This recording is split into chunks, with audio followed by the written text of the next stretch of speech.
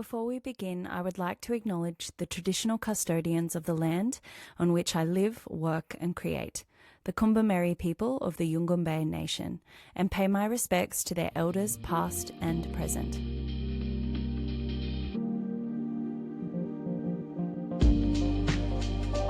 Hello and welcome to A Nourished Woman, the podcast. I am your host, Mikka Raer. This is a conversational series created to guide women towards a more true, whole, fulfilling and joyful way of living. Together with some truly incredible guests, we embrace what connects us to our vitality and some of the ways that we can nourish our minds, bodies and soul. A nourished woman represents a return to wholeness and reclamation of our innate wisdom, our body's intelligence, our appetite for life, and our capacity for joy, play and pleasure. It's about moving beyond mere survival and embodying a nourishing and generative mode of living that is aligned with our values, our energy, our desires, and honours the season of life we are in. Thank you for being here. Enjoy.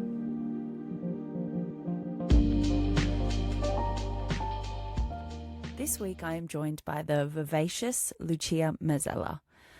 Lucia is a functional health cycle coach. In other words, a period coach. And, like me, a big foodie. She teaches traditional kitchen wisdom to women who want to take their health into their own hands, live in sync with their cycles, and learn to batch cook for balanced hormones. Her approach is simple, down to earth and practical, focusing on increasing vitality and energy while reducing period pain and PMS and balancing our hormones naturally using food as medicine. In this episode, we cover Lucia's journey to becoming a period coach, the energetic and seasonal reflections of each phase of a woman's cycle, why you need to read your own body and not rely on an app to predict ovulation, easy ways to track your daily cycle, the powerful ways cycle awareness can enhance your creativity, your business and life, why not to lose hope if you have PMDD or have severe period symptoms, the what, the how, and the why behind being a well-fed woman. Love that. Why forward planning in the kitchen will lead to a calmer nervous system and more ease. And Lucia's core values for her life and business. This conversation was a lot of fun for me. I followed Lucia's journey for some time now, and I just absolutely adore her energy and her no-frills and honest approach to her message and her mission. I hope you enjoy.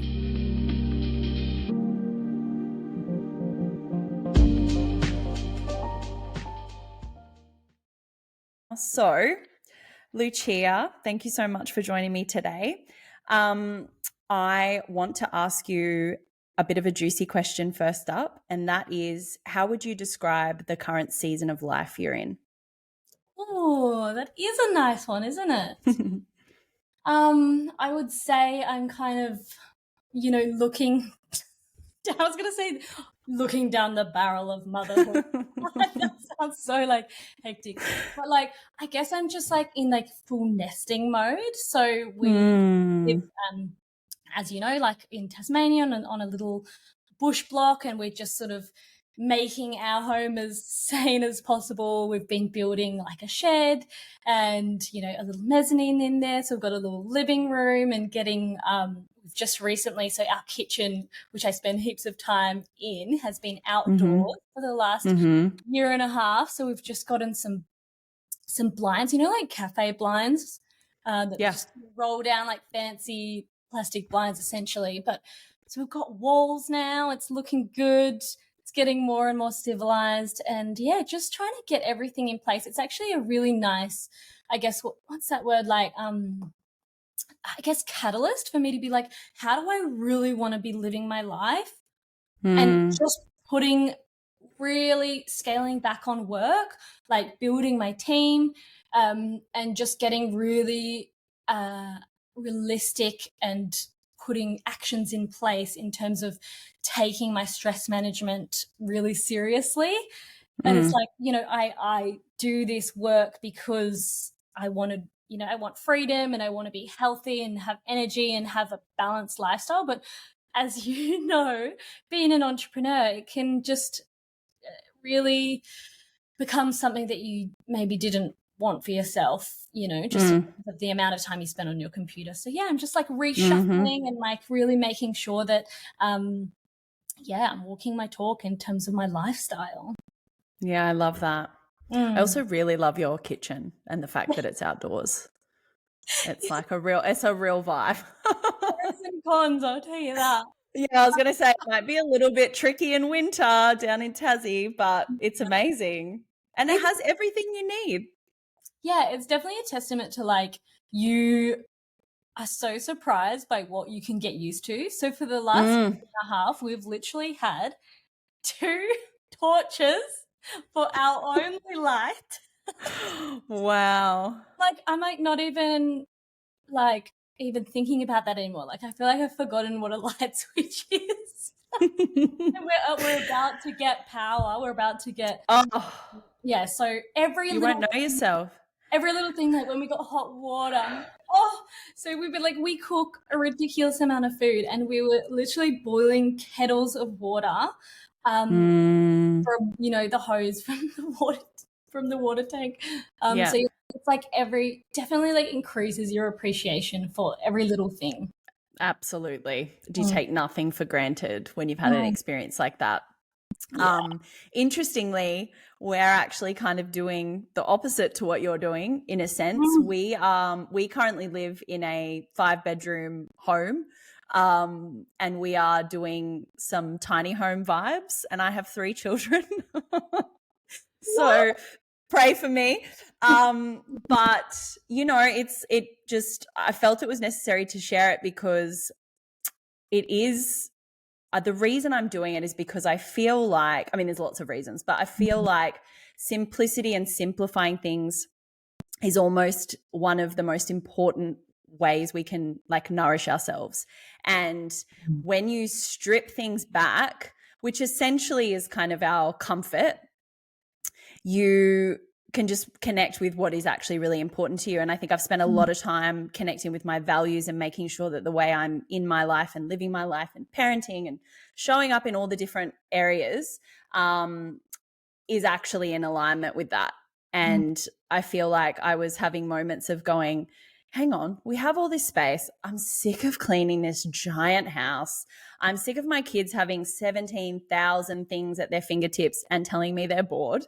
I like, you know, and we're out in nature, we do things, but when they're in the home, you know, and just, anyway, 1,000 reasons, but I'm actually really looking forward to it for that very reason, like just reconnecting and making sure that we are doing the thing and we are like walking the talk. And it won't be forever, but I think the period of time that it is for is going to be just invaluable. Oh, that's so awesome. I bet you're just like equally daunted, but like I'm terrified. I'm actually terrified and liberated at the same time. And as I've been going through the process, and for you, it's the opposite, right? You're sort of probably starting to like accumulate, you know, your pieces of furniture and your bits and pieces. I'm doing the opposite. And I cannot tell you how good it feels, and also how confronting it is to see how much stuff you have, you know, and obviously with 5 people in our house, and to just be like, why? Like, why? You know? So true. And one thing, like, I think that's really nice about living this way and living the way that you guys are choosing to live is that really your space really impacts your health and it really impacts your behavior. You kind of forget, you know, that and sometimes there's this element of discomfort that really, you know, you hate it 5% of the time, but 95% of the time it makes you so much happier and so much healthier because it forces you like to push through discomfort to some degree. You know, I'm not like being some hardcore Wim Hof about this. No. Like I'm a cozy girly, don't worry.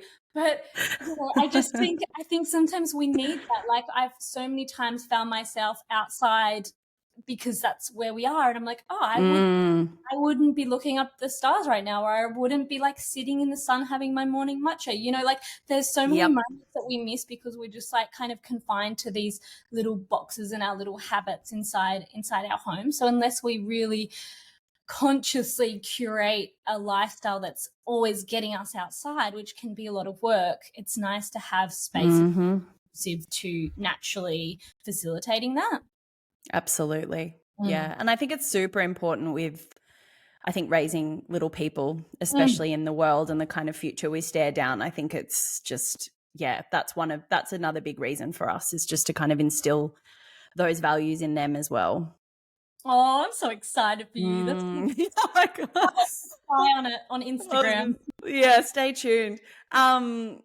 So I want to talk a little bit about your work in the world. So how long have you been doing this work? What do you describe yourself as?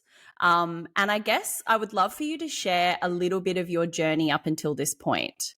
Yeah, 100%. So yeah, I started health coaching back in 2017, and I did sort of like an ancestral health certification, which was really awesome. And I love how like each new certification that I've taken on has just kind of added different layers and twists and turns, different flavors to the mix.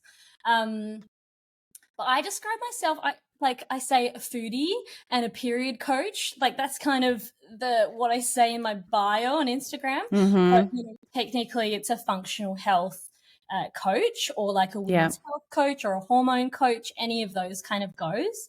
Yeah, I just really am passionate about the intersection of menstrual cycle awareness and cooking, like knowing ourselves, knowing our cycle, knowing our ups and downs of our energy, and how to really capitalize on that in the kitchen so that you can actually rest, and so that you can, not productivity for the sake of doing more, but productivity for the sake of doing less, if you know what I mean.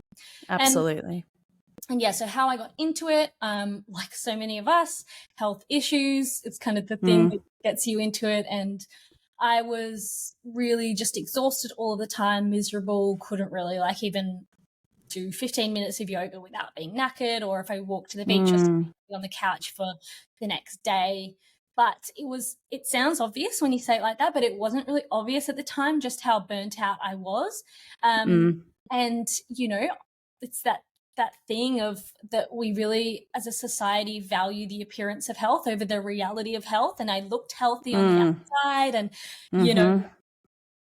I just went to the doctor. They say you're all fine. You know, that old chestnut. Yeah, chestnut-a-rooney. So that happened, and then I kind of just went on a rabbit hole of like one thing after the other. I tried all the freaking diets under the sun, and I had to, even though like I've always grown up eating healthy, like my mum used to own a health food shop, and if the classic like healthy diet worked, I should be pretty good. Like I had, we grow up on like fresh garden foods and, like always homemade foods, but it ended up like really, the way that I see nutrition now, I look back and realize that it was really lacking in nutrient dense foods.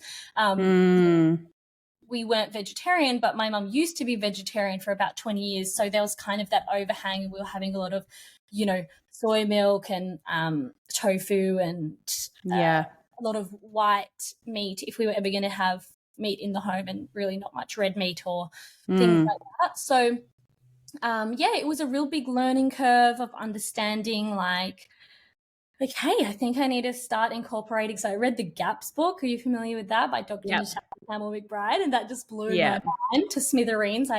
We were up north at the time in WA, and we were like at Red Bluff, like one of the stations, and I was just sitting there by myself when my partner was out surfing, just devoured this book in 3 days or a couple of days. And I was like, oh my gosh, this is it. This is the missing piece. And, now I don't, take every piece of that. Like I love a lot of it. A lot of it resonates, but some of it doesn't resonate well. So cherry picking the good stuff. Yes, following the breadcrumbs.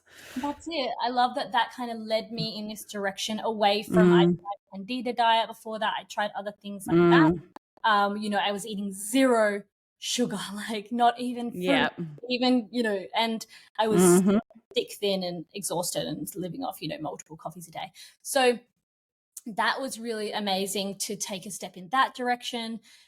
slowly incorporating more food. It was so exhausting to be cooking all the time and making all these broths. So when the menstrual cycle awareness piece came in, I was like, this is the key. This is how we can cook like this without being slaves to the kitchen, you know?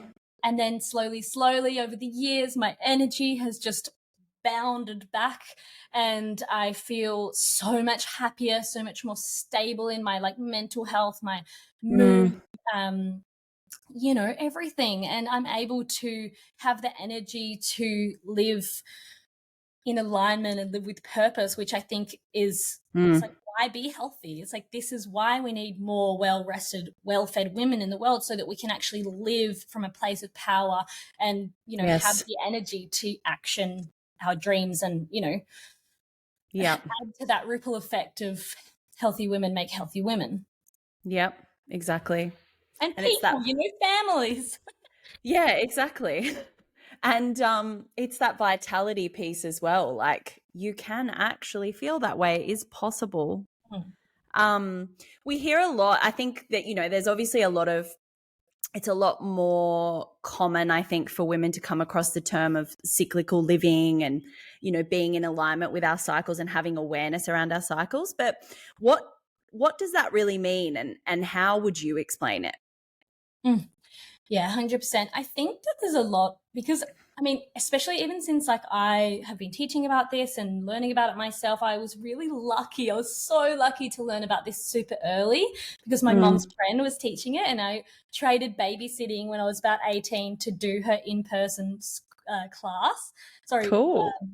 not even class, like a full course, but in person. Course, yeah. I learned all this stuff, and it just blew my heart and soul apart. And I was just, forever grateful to Breeder McKibben from WA, who now lives in Ireland. What a legend.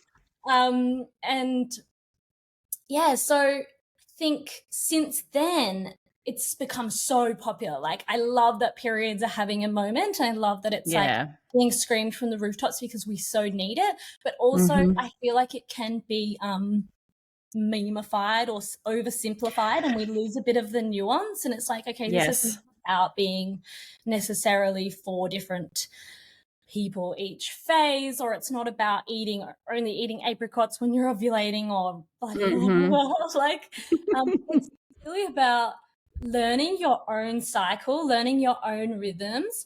Yes, of like the analogy of the seasons, which is from the women who founded Red School, which is I can dive into that if you like. Should I I would love you to. Yeah.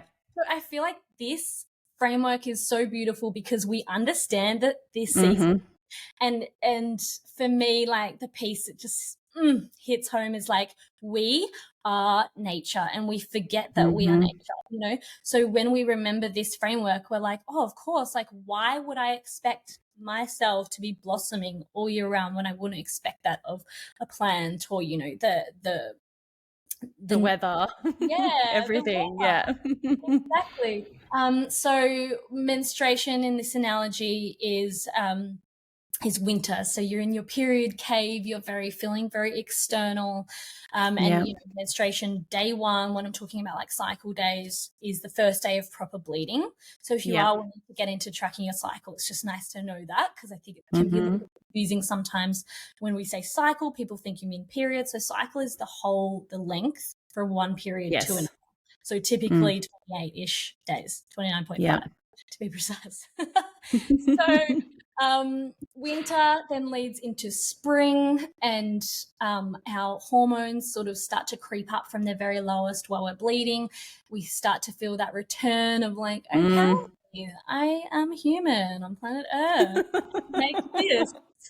And I can be excited about leaving the house potentially. But it's still that really budding energy, so it's still super new, and we don't want to like add too much, because typically what I see is, you know, you can, okay, I need to rest, I've cancelled my plans, and then the shadow side of spring is overwhelm. So when you come to the world and it's like, oh my gosh, there's all of this stuff that I've put on hold for a week, I need to be doing all these things for work, for family, for, you know, everything. So it's really important to go easy with ourselves as we back up, especially Yeah. if you've got some kind of, you know, nutrient deficiency or hormonal imbalances and our energy is not coming back straight away. So you're really flatlining energy-wise. Yeah. And yeah, just knowing that you can feel anxious in this phase as well. So it's not like, oh, we only need to take care of ourselves when we're premenstrual or Yeah. bleeding. Actually, we need to take care of ourselves all month long. Yeah.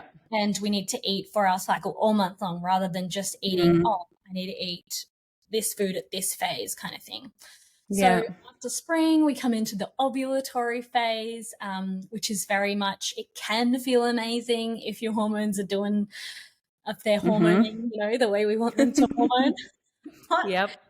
unfortunately, so many of us are, you know, estrogen dominant, or we've just got, you know, we got things are happening in our body that maybe could be better.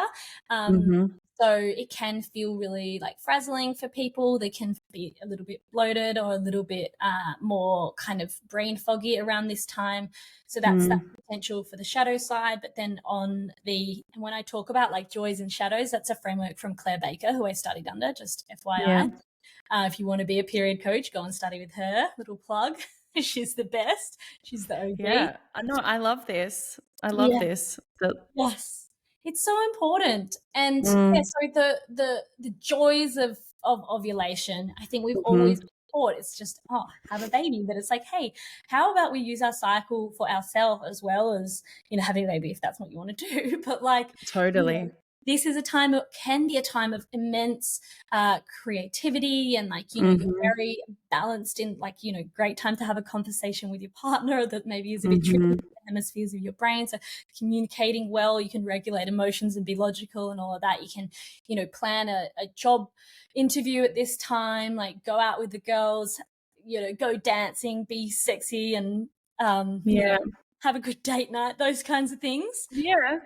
And then leading into autumn, where we're kind of coming back internally, feeling maybe a little bit more crunchy. We're heading into that week period.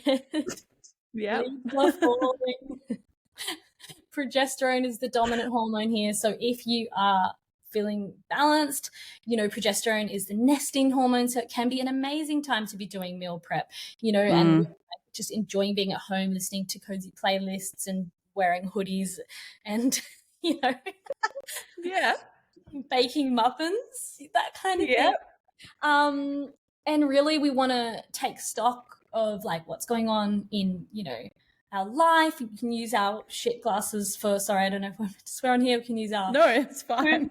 colored glasses for the good and really think like, okay, what's working in my life? What isn't working? Because often so many times as women, we're encultured to kind of override these feelings of, you know, dissatisfaction or whatever. Like everything's all good. Like I can be everyone to I can be everything to everyone. Yeah. Which is very much, that's kind of the mantra of ovulation, but we can't maintain that all cycle. No, it's not sustainable. Yeah. Yeah. So when we're coming into this autumn phase, Lucy Peach, another amazing educator in this field, she calls it the take phase. So it's really a time to take for yourself, you know, and ovulation she calls the give phase. So you don't want to overgive, but it is a time to call your grandma, you know? Yeah. Yep. So, and then, coming into the take phase, we really want to make sure we're stocking up our fridge and our freezer. We've got that yummy food ready to go. We really want to just put self-care at the number one priority. Sleep, exercise, food, all of the tools that we have in our toolkit, we want to like make them non-negotiable at this point. They're important all cycle long, but at this point it's like, you just can't afford to like have that extra glass of wine or whatever. Have a late night, you know the drill. Yeah. And then we're back at the start again, and then so on. So it goes. Yeah. So it goes. One thing I think is really important is tracking your own cycle and understanding when you're ovulating. Literally, not from an app which is predicting ovulation, because you cannot predict ovulation. I was going to ask you about this. Yeah. Yeah, you need to be able to read your own body and understand through tracking your cycle what these different seasons feel like to you, because there's no point me telling you roughly what they're going to be like for everyone if that's not how you feel, and then you're just going to be shooting yourself into like, I should be feeling extroverted right now, but I'm not, No. so yeah, Yeah. period is not another thing that you can do wrong. Yes. Mm. No, I think the way you've explained that just paints such a beautiful picture and gives so many like real, like I imagine anybody listening can obviously just see themselves very clearly in each of those phases. Mm. So that's just beautiful. And yeah, I was going to ask you about the apps Yes. because yeah, I thought that's what you were going to say, to be honest, about them. Oh gosh. But yeah, I just wanted to know what you thought about that. So that's really good. So would you recommend with cycle tracking, can it just be as simple as like somebody writing, like a little kind of journal entry for each day if they're interested in knowing how their energy shows up? And is it just 1 month or should they do it for a few months to get an idea of, the patterns? 100%. I think it just depends where you're at. In terms of like if you've never heard of menstrual cycle awareness before, you've never tracked your cycle before, then I would recommend, like Claire Baker talks about this. She says like just have a physical calendar, get a red pen, write the day of the cycle on the calendar so you roughly know, so you can really make it as easy as you. Yeah. And it depends whether you're an app girl or a pen and paper kind of person. I tracked with fertility awareness using paper. So I'm talking about like learning through somebody. I learned Natalie Dordet. She has I feel like I'm just like plugging all of my friends. This but is good. This is community. This is community. I love this. You can go and learn from, like, I highly recommend going and learning from a awareness instructor, especially if you want to learn this for birth control, because that's a whole nother conversation. Yes. It's so important to know when you're ovulating so you know exactly when your period is coming. And you can't just get that if you're just tracking for understanding your feelings and emotions. So even though that is really important, and I recommend either journaling through your cycle. So if you're already an avid journaler, it's such a great practice to just at the top of your page, just write the cycle day you're on. And you just do your normal thing. And then the beautiful part is you'll go back and you'll be like, man, I'm having a real crap day. I'm cycle day 24. And then you go back last month and you'll be like, oh yeah, cycle day 24. Classic me. So that's really beautiful to have those insights and start to recognize the patterns. But I think a lot of people feel daunted by the idea of journaling every day. So, you can even do it in the notes app of your phone. Just do whatever's going to be easiest. And you can even just write down like 3 words. Consistency is key here. And I do recommend, if you're just getting to know your cycle for the first time, do it solidly, commit for a few months. Commit for 3 months. Commit even at the bare minimum for 1 month. But you really need that cycle's worth of data to start to notice patterns. And that is just you don't have to do it in that much detail forever, but it is really going to help you to get incredible insights into your soul and your mental health and how to be a functional person, human. Yeah. And so I mean, like, I don't even know, I feel like it wasn't even that long ago, maybe 5 or so years, I'm 37, I first even understood that you didn't actually have a proper menstrual bleed when you were on birth control. I haven't taken it since we were trying to conceive my eldest, and he's 9. So it's been like a decade. But I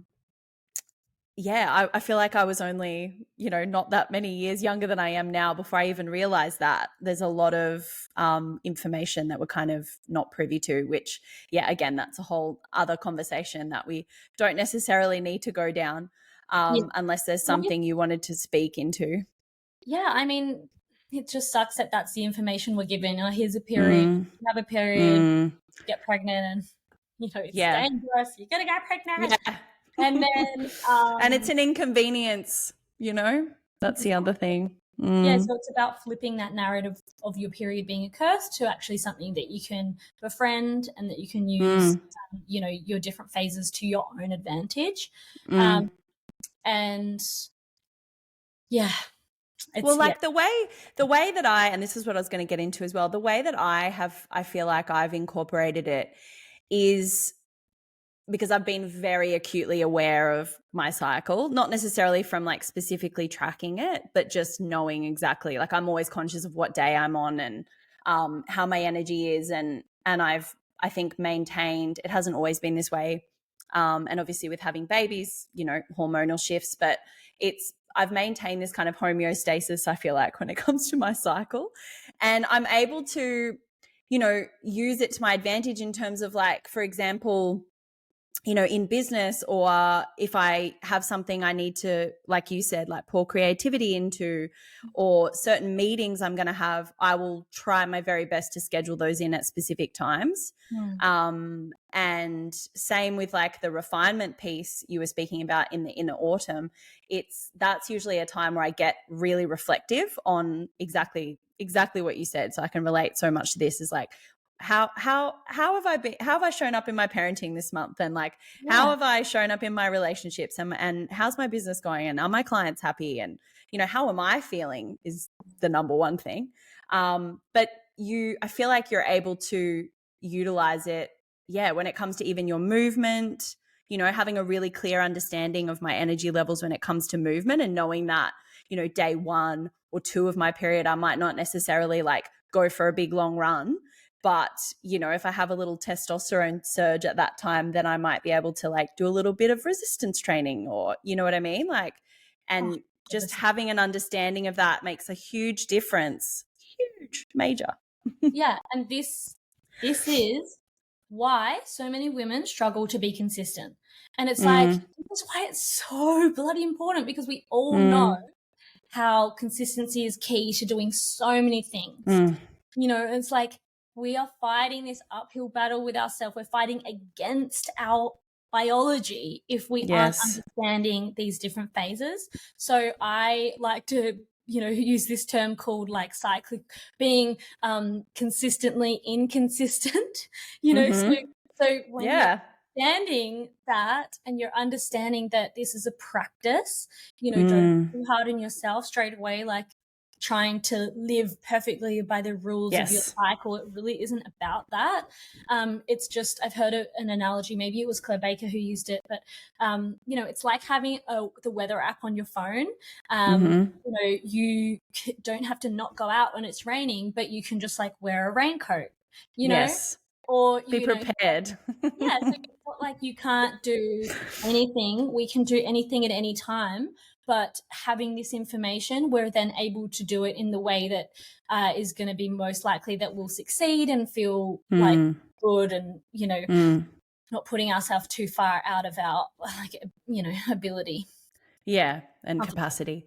Yeah. And I think this is what's so important about understanding your own individual cycle as well, because there can be, I think, many factors other than like, you know, the food that you're eating, which we'll get into, but there can be other factors that kind of influence your energy levels, which you need to also be aware of. But if you've got that down pat, if you have an awareness around that, then you're able to notice, oh, this is a bit off from like the last month. What's going on at the moment? Oh, I haven't been sleeping, or I'm, you know, there's some stress happening, or, you know what I mean? Like there's something else untoward going on here.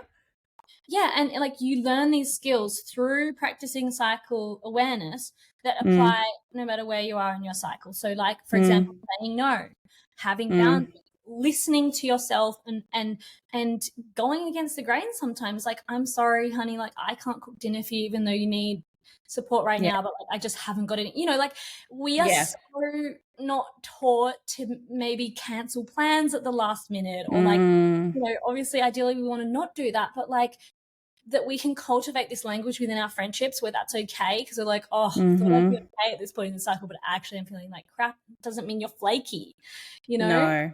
So it's like communicating your needs, setting boundaries, saying no, and also like knowing when to say yes, you know, like all of these skills, it gives you a time to practice them, even as practically as like meal prep. It's like, ideally we want to be, you know, that's a big part of my philosophy and what I teach is to do with batch cooking for balanced hormones, you know, and being efficient in the kitchen. So I just lost my train. No, that's fine. I want to know, with the clients you work with, what are, because obviously I have a lot of friends who have, who are experiencing symptoms of endometriosis and PCOS and, extreme PMS. Like in the past, even myself, like in my, autumn season, pretty much everyone should just stay out of my way. Like this, there's been, I loved how you called it crunchy, because like that just felt really true for me. I So only want to wear soft clothes, like just everything. Which is tricky when you have small children who want to hang off you all the time. Oh my But I'm wondering, like, I'm God. assuming that you're seeing and working with a lot of women who have these same kind of experiences and symptoms. And so I guess what I want to ask you is, when they have this, like, I suppose, is that a sentence that they can never necessarily make better? Oofed. No. Yeah. Yeah. There's so much we can do. There's so much we can do. And even with clients of mine who've literally, got a PMDD diagnosis, like severe premenstrual dysphoric disorder, doctors just give you like really hectic medication, which is great. It saves lives. But we also need to be making informed decisions and know that there's other stuff you can do as well. And, if you're not at that very severe end of the spectrum, there's so much we can do. And like your body is so amazing and it responds so well when you give it what it needs, like it is a lifelong practice, but it can be as little as, feeling immediate benefit on the day. Yeah. A lot of the practice that I teach is to do with like eating 3 meals a day. Revolutionary, Actually eating. Actually eating, within half an hour of waking. It's a really tricky one for so many of us, especially if we've got liver issues and, blood sugar dysregulation. So, because you've mentioned this already, and I know this is, I love this term, but I want to know for you, what is a well-fed woman? It's such a good question, isn't it? Well, it's like, I'm excited to talk about this. How do you even, because, that's the name of my one-on-one program is Well-Fed Woman. So I literally made a graphic of this for myself to really flesh it out of like, and I feel like it's important to really understand, like when we're asking ourselves, what is a well-fed woman?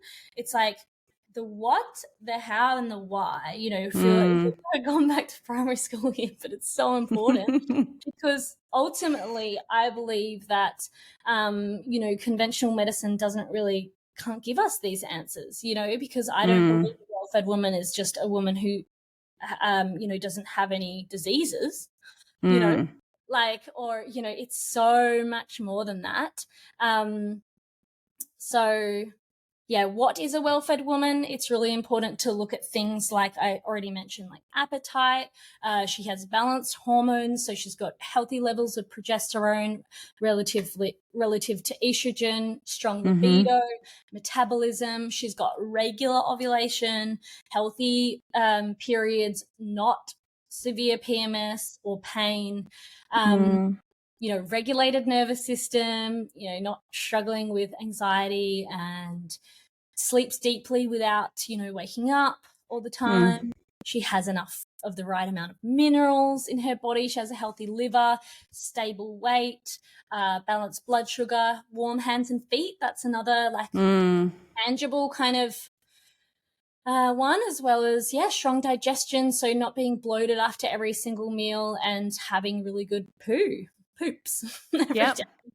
Good bowel movements. So that's kind of like, I like giving that definition in a way because it gives a sense of like it's very tangible, rather than if I said good gut health, you're like, do I have what good does gut that health? mean? It's like, okay, well, how is your digestion going? Like, are you struggling with bloating and da-da-da-da-da? Like, what's your skin, hair, and nails is another really good indicator as well. Yeah. And then, as far as, sorry, did you want to interject there? No, you keep going. As far as like how to do that, there's a lot of things that you can do. So I don't want you to feel like overwhelmed when I kind of go through and flesh this out. I take this sort of food first approach, which I got from Professor, who was one of the people I studied under. And it's about really, I think it just makes so much sense. Obviously, everyone's going to find their way into health and being a well-fed woman from different avenues. You know, sometimes they really like fall in love with meditation or like anything really, like walking, whatever it is, and then that one thing will then lead to the next thing and da da da da da. I think it's just important that we just keep asking ourselves, what's the next baby step, cycle after cycle, and just build these practices and build these habits, and build that and be, you know, consistently consistent, but just keep that forward momentum. And so I really like to focus first on food, and for me what that looks like is you know, enjoying nutrient dense food. Enjoying is the key word here, not just eating and forcing yourself to do some strict meal plan or whatever. Having regular meals, learning to batch cook, doesn't have to be ginormous, but we really need to get ahead in the kitchen so that we're able to not be doing that doggy paddle of one meal to the next meal to the next. We never get ahead. It's very, very stressful to our nervous systems, and also it's just very inefficient, like with time, you know, just practically speaking. So nailing the utilitarian things in the kitchen so you always have food ready to go, and having a kitchen structure and system, you know, like I'm all about that femininity and the flowiness and the like spirituality and stuff, but I'm also very love a system, love a structure, love a list, love so we got to have those in place so that we can then flow and be spontaneous amongst that, and then we can fully step into like our feminine when we have those sort of more masculine structures. Amen. 100%. So we can, you know, that's where I recommend to start. It's like knowing when you're ovulating, tracking your cycle, eating regularly, focusing on nutrient dense foods, and learning to batch cook. But then you can also do myriad of other things involving resting, you know, doing less, like seriously though, like just taking stuff off your plate, slowing down, spending more time in the sunshine, in nature, and regulating your circadian rhythm, and just like actually understanding health, you know, like acquiring like a comprehensive understanding of nutrition for female physiology, because I think that can really be helpful. So many of us feel so confused about, you know, and then you're being bombarded online with this is healthy, no, this is healthy, and there's like everyone's contradicting each other. So unless you have those foundations for yourself, which then you can, once you've got those foundations, then you can lean more into the intuitive side of things. But if you're purely just going from intuition, you're just being blustering around in the wind kind of thing, and it can be really exhausting. So sorry, love, you go. No, I was just going to say, and if you don't have that, because I think there's a lot of women out there who aren't actually connected to their bodies.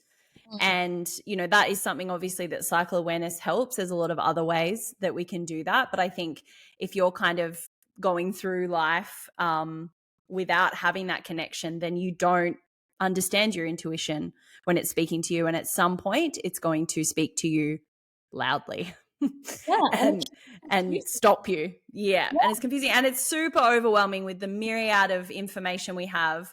I see why a lot of women get very overwhelmed and or flip between one thing to the next and never necessarily understand whether that is improving their circumstances, because it doesn't happen like that. And so it's like, well, I've got to try this because, you know, we're kind of conditioned to want this quick fix, I think. And I just think it's so difficult to connect to your intuition if you aren't connected to your body, if you just keep kind of steamrolling through life. And I love that what you said as well, because I feel like we get overwhelmed by all of the various things that we're told are healthy for us or good for us. And it's good, I think, to have different kind of bits of information and we take what we feel will suit us, you know, when we kind of get a more broader understanding. But there are also very simple, and you've spoken about a lot of them, simple foundational things, and that it can actually be quite easy. And that sometimes, like, one of the first things is just like, I was talking to somebody else about this, just drink enough water, just drink water, like start small, you know, rather than like go big or go home and just end up not really following through. And as you said, it's the consistency. It's like it's a devotion, you know, to showing up. You can actually just start in one place. 100%. Yeah. It's the only way that you're going to do anything. Yeah, exactly. Because we have, you know, I know for me, it's my stuff, but then I've got like 3 other people that I'm responsible for what's going on in their life as well, you know. So for mums, there are certain things we can, of course, take off our plates, but there are some things we cannot. So it's like we might not necessarily be able to scale everything back, but so long as we are taking care of ourselves in the process, it means that we can show up for all of those things that we need to, you know? Yeah, that's it. Yeah, going off hydration, it's like the classic example as well, because it's like something that is so simple, but like I feel like so many people are doing hydration wrong as well. So it's like, you know, we need, in order to be hydrated on a cellular level, like we actually need to have enough of the right minerals in our body. Yeah, that's just like another one, you know, so like adding a little bit of quality sea salt to your water, adding a little bit of lemon for that potassium, you know, and then when you've got enough sodium and potassium, then you can actually absorb enough magnesium, you know, which is the literal period hormone, like miracle worker we all know that we need, right?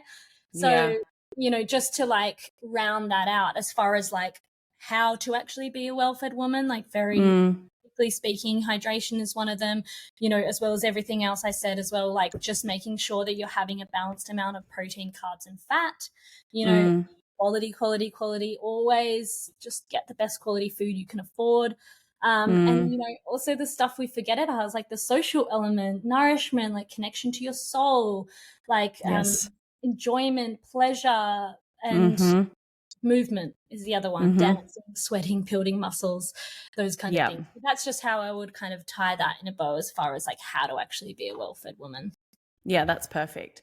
I would love to talk to you about, or to maybe go into more specifics. So you touched on it there about like right amounts of protein, carbohydrates and fats. So I would love for you to talk a little bit about optimal hormonal health and how we can eat for that. Yes. Well, I always, with everything, I'm like, I really like to have an order of priority, because there's like, that question is enormous, you know. Yeah. That is literally a whole course called Moon Movement. Yeah. You can come and do with me. Just do it. But, you know, it is very vast. So it's really nice starting point. So like I've already kind of mentioned, you know, really making sure that you're having breakfast, lunch, dinner. And I'm not talking about, you know, a little piece of toast. I'm talking about making sure that you're getting enough protein, enough carbs. We're not forgetting our carbs. We're not just having eggs and greens here, unless, you know, obviously that's just one of those things. Nutrition world is full of differences of opinion, but I'm very much of the opinion that we should have all of the macronutrients, especially as women. So protein, number one, start with your protein, because that's how you're going to feel the biggest difference short amount of time as possible. So most women need about 80 to 100 grams of protein per day. And just like to be clear, that doesn't mean 100 grams of, say, chicken or meat or whatever. Yeah. That's only going to be 20% protein. So if you don't know how much protein is in stuff, just Google it or download an app like Thermometer. And then you can just look, oh, okay, an egg is like 6 grams. So if I'm trying to get 25 to 30 grams of protein, 2 eggs is not enough. Yeah. So, yeah, so really leaning into just focus on your brekkie first. If you're nowhere near eating even 2 eggs, don't worry about eating more than 2 eggs. Just start with aiming for 2 eggs, you know, or just start for eating something if you're fully skipping, you know. So it's really about like, you know, taking big complex topics and then being like, okay, what are the priorities? And then zooming all the way in and being like, okay, how can I do this My let the chickens alarm's just going off. Sorry about that. Remind me in an hour. I love that. I always forget. I'm the worst. And my partner always comes home and is like, babe, did you let the chickens out? I'm like, oh, no, I'm sorry. But luckily they've got damn front property. They're chilling. They're not. Don't worry. Yeah, they're okay. The chickens are okay, guys. Fully derailed my own thought. But yeah, just like putting blinders on a little bit, because it's so easy to have like shiny object syndrome. Is that what it's called? Where you're like, oh, somebody's talking about this. I really need to incorporate that new habit. Oh, somebody's talking about this. And they all resonate because they're probably all true and important and things you need to do at some time. But like if we are setting goals willy-nilly, it's not realistic. We're just going to break trust with ourselves. Like if you're going to make a goal, make it small, make it so you 100% know that you can definitely achieve that goal. So you're slowly building trust with yourself and that you're moving that momentum in the right direction, rather than snowballing backwards because you've stretched beyond your capacity, and then it's like a rubber band. You're just going to get catapulted back to further back. Yeah. And this is that 1% every day, or like one foot in front of the other, or small incremental steps. Like that is what it is. And I suppose like what's brilliant is you've said, you know, just kind of boosting our protein can help us in the short term. But some of this is a little bit of a longer game, you know, and we have to be a little bit more patient with it. So what I did want to ask you is, because I think there's a bit of an epidemic of iron deficiency. I'd love to know what your thoughts are on that. It's an interesting one, actually. And I would say I'm in the process of changing my mind about it, and I don't know enough about it to explain it to you in an intelligent way. But basically I have a history of like low iron, and I've supplemented like my whole life, and I now, knowing what I am, you know, learning. I think contributing to my health issues that I've always been supplementing. So if you want to dig deeper into this, I recommend like the work of Jessica Ash or somebody like Kimber Malden. But essentially this more pro-metabolic approach to health is sort of got some different views around iron, and it's a rabbit hole that you can definitely touch on. That's all I'll say. I'll say go dig into it if you're interested in learning about a different perspective. And I'm not taking iron supplements. Put it anymore. Yeah. Okay. No, it's a rabbit hole I've kind of just slightly digged my head in. So I'm right there with you. That's it. And essentially like it's that too much iron can be toxic to the body, and that we actually have this really amazing iron recycling system in the body, and that we've got iron in so many of these fortified foods, which is actually, you know, detrimental to our health. So we just want to be really careful with iron. That's kind of the best I can do for that answer. No, that's perfect. I feel like that will pique people's curiosities, and then they can go and do their own research. I want to talk to you about, we kind of touched on it a little bit before we were recording, obviously, and then a little bit while when we were talking about like the way you're living and your lifestyle. And I want to know how you would describe your kind of core values. Nice, juicy. And maybe they're different, like maybe they're different in life and in business. And if they are, I'd love to talk about both. So values in terms of like my work, is that what you mean? Yeah, well, could be both. Like I think I've gotten a really good understanding of like why you're passionate about this and what your mission is. But yeah, I think more so like what are your core values in life? Like I make an assumption just purely off social media that one of them may be adventure, because I know you and your partner like to travel and go on adventures and be off grid and do all these things. So yeah, I'm just interested to know what your core values are. And sometimes they are slightly different, I think, in business. Totally. I mean, I think you would probably say I'm a little bit rebellious. Like I think so many of us are, and I think we need to be, like how you're going and living in a tiny home. Like I think it's about not being complacent with our lives and like really, really appreciating our life. And Yeah. then I guess in order for us to fully do that, we need to be healthy. So yeah, health is right up Mm. there Yeah. for many reasons, but so that you can, live with Well, purpose. without that, you can't do anything else if you don't Yeah, have your health. Yeah. exactly. Like to be able to fully enjoy life and be present for it and, Mm. help make the world a better place, those kinds of things. Yeah. And yeah, I guess a lot of it is to do with like nature and slowing down and Mm. having fun and, you know, Yeah. the good stuff as well. Well, Like you I'm not. mentioned this earlier, like play and, and pleasure and all those kinds of things. Like they are just as important as everything else, I think, in my opinion. And I know from my experience, it's something I've probably like struggled with a little bit. And I think I love the way that you show up in your business and for your community because it has such a beautiful, playful energy to it. And it's very infectious and inspiring. I love that But you use yeah. infectious because that's kind of at the root of it. I think we're taught to believe that like prioritizing yourself and therefore prioritizing your pleasure or your enjoyment or Mm. nice is selfish, but it really isn't because it's infectious. It's like it's not like capitalist kind of thing where the more privilege you have that somebody has to be Yes. below you. It's like actually the happier you are, and the more infectious your joy is, the more Mm. people can benefit, if you know what I mean. Mm-hmm. So yeah, it's Definitely. a way to like flip that outdated way of thinking on its head. And I think, Yeah. I guess like, values empowerment and courage and I guess just living Mm. with authenticity is probably the main one. And even if that means that it's hard or that people might not like you or that you're going against the grain and being like an unconventional woman or Mm-hmm.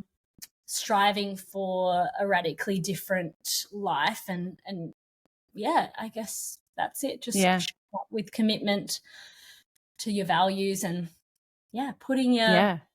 walking the talk. Yeah. I love that. I want to talk to you about food, Yes. obviously. Yes. Um, I kind of breezed because over we the question. Sorry, I kind of breezed over the question of like how to eat for balanced hormones. We can also dig more into that now as well. Oh, yeah. I mean, yeah, we can. Yeah. But I want to know because I love the term that you use on your website, which is traditional kitchen wisdom. So I would love for you to expand on what that means. Mm.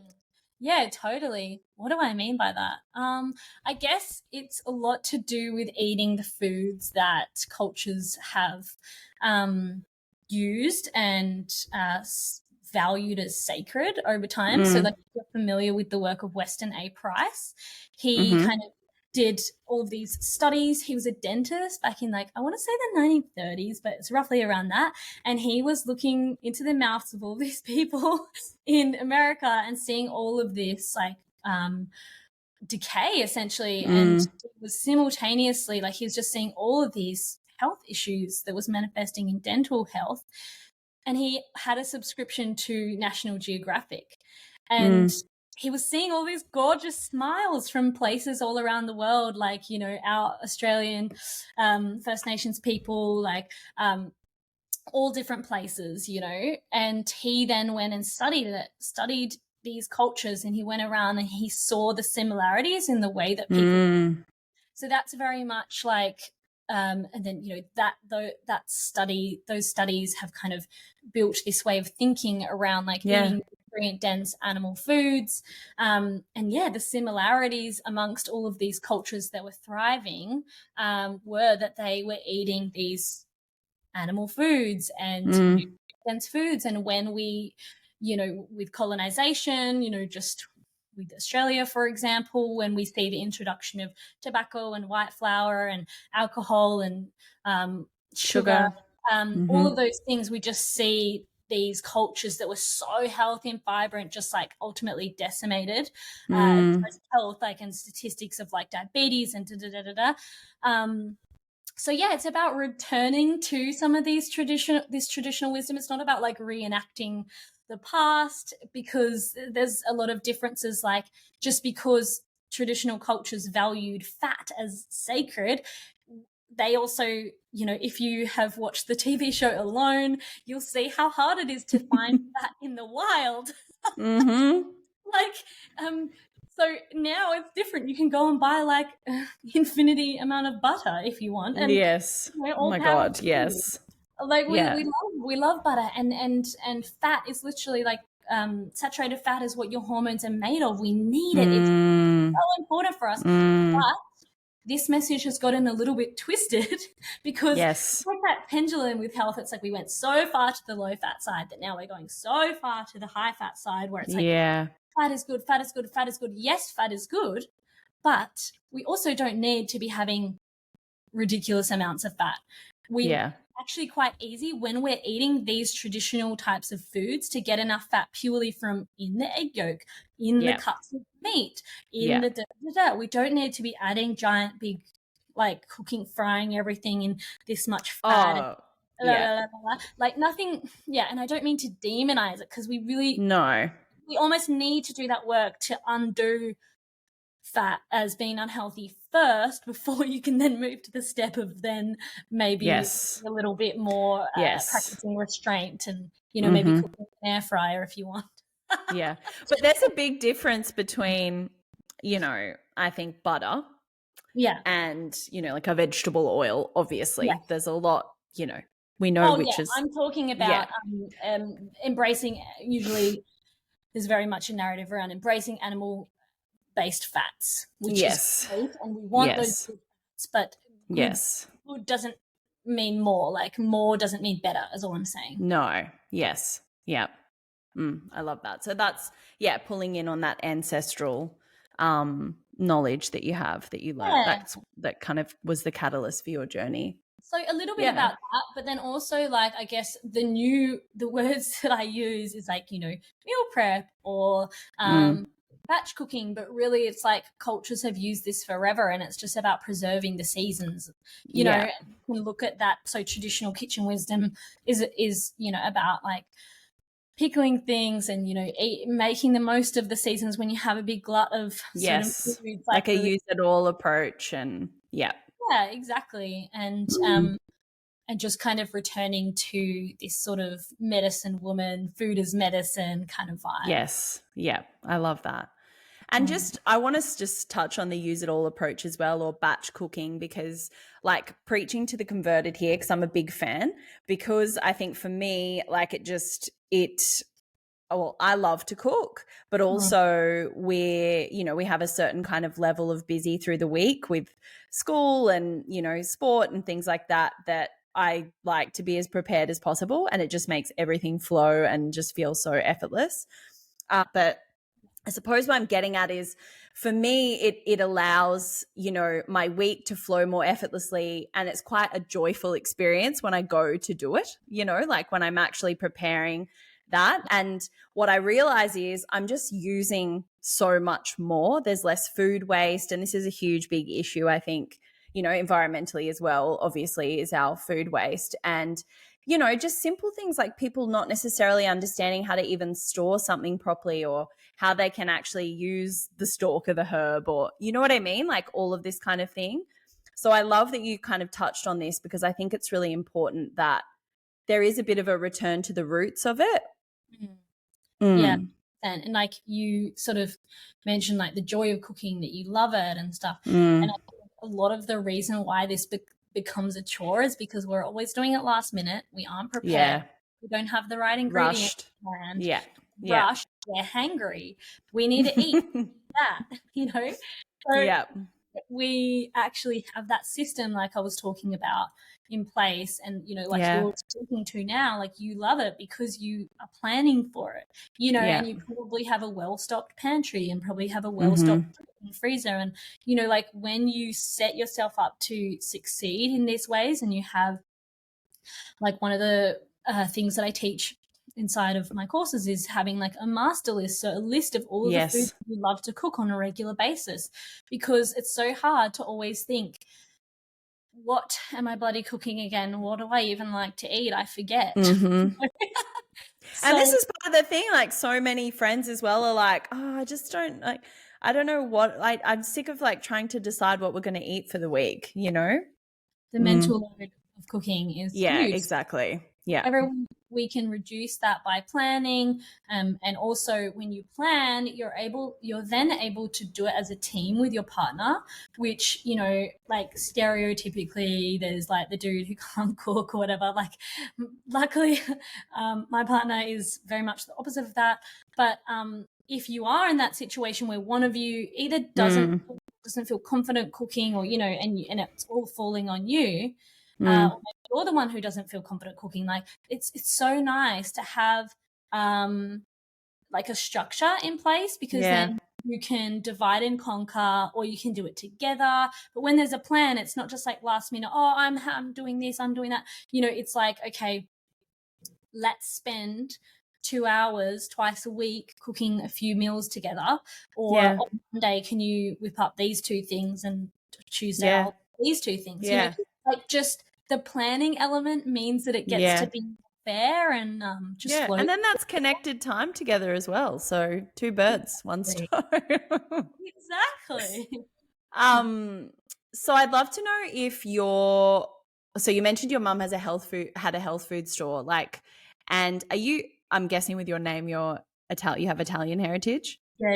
Yeah. So have some of those cultural elements with food been passed down?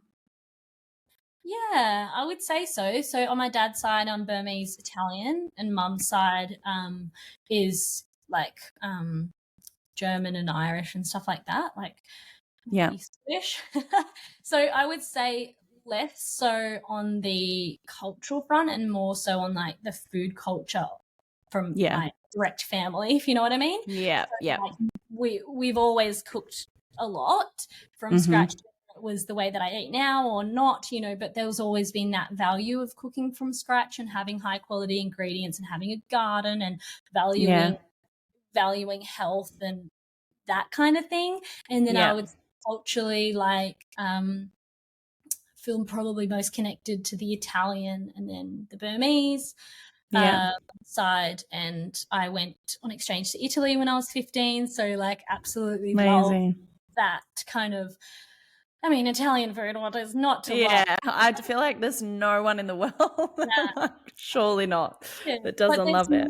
There's more to it than just pizza and pasta, and I think like Italian culture is literally all about quality of food, you know. So actually it was really in line with these traditional kind of kitchen wisdom that we're speaking about. So yeah, I'm actually planning to go on a trip Italy and amazing, try to like go around and just like try to befriend nonnas and stuff. Oh my God, do you follow pasta grannies? I'm guessing you do.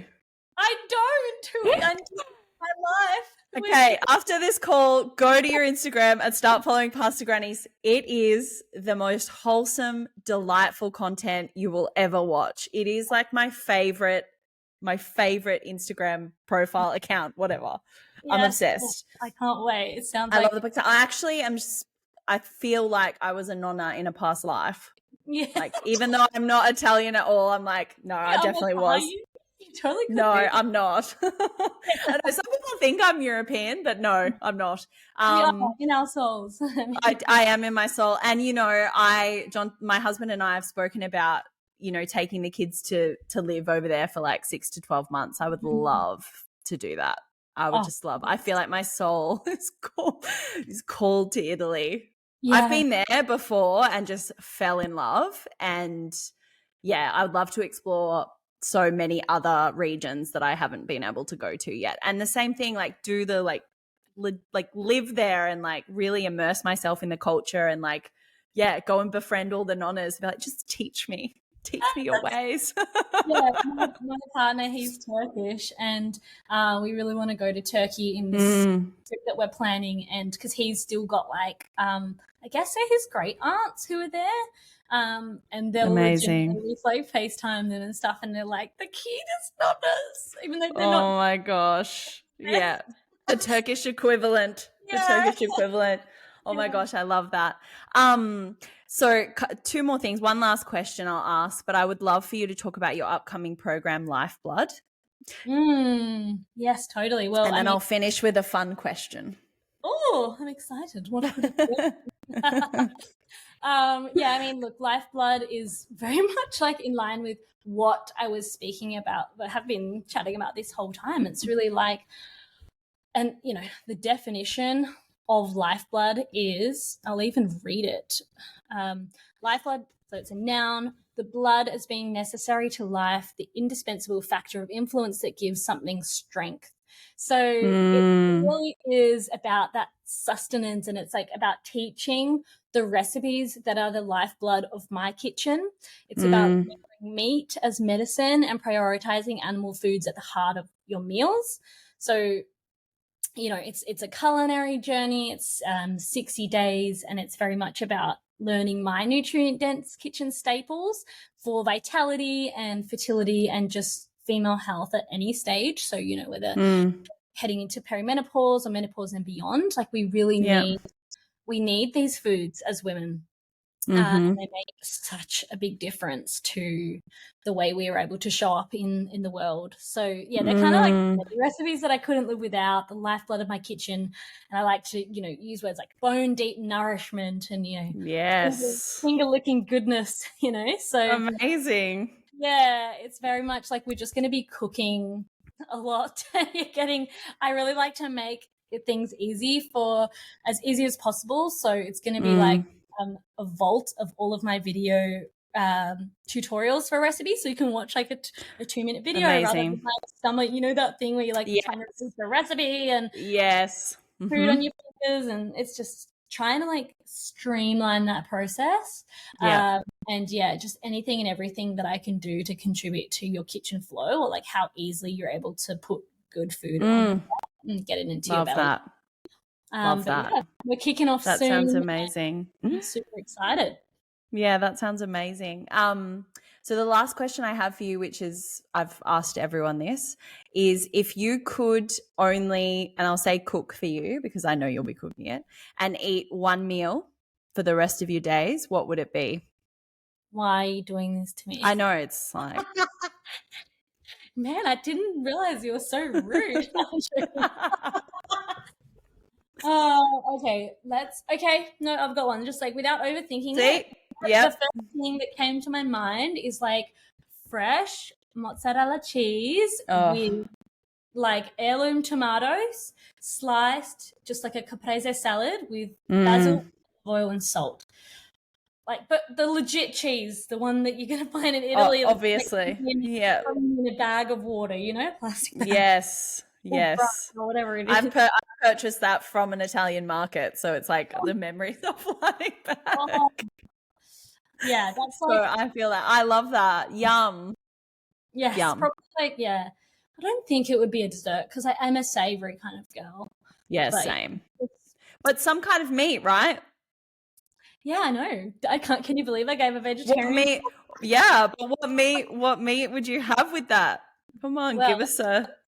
It's all about animal foods, though. That's it. We can get very meat. Well, that's true. Not necessarily just about meat, even though we've got to have a meat piece amongst it. Yeah, favorite kind of meat. Look, honestly, can't go past some really well cooked lamb cutlets, just like rosemary, garlic on the barbecue, but just perfectly cooked.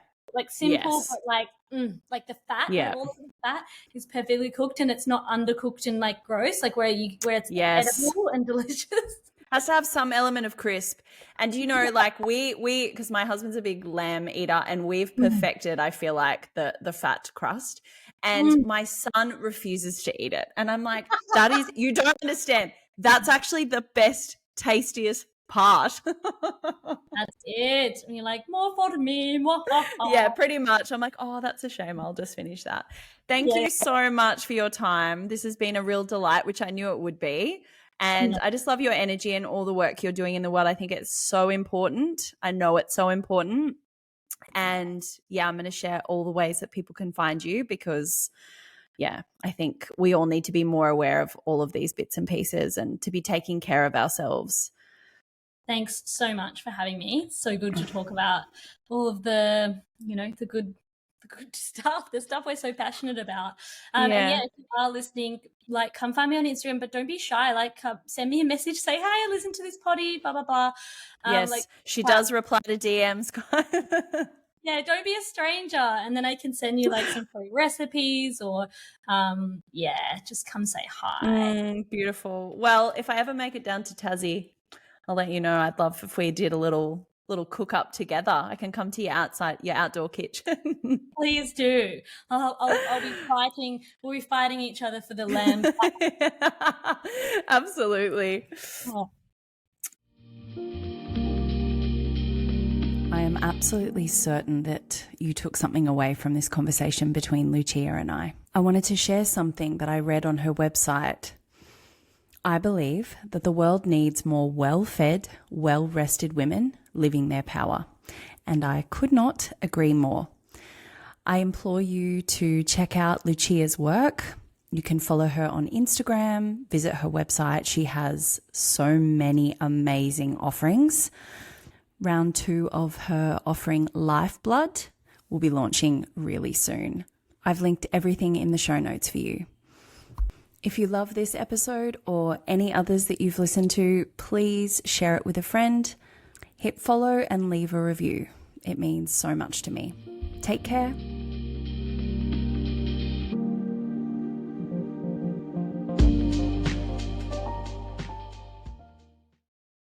Thank you for listening to this episode of A Nourished Woman. I hope something in this conversation resonated with you, and if so, please share it with a friend.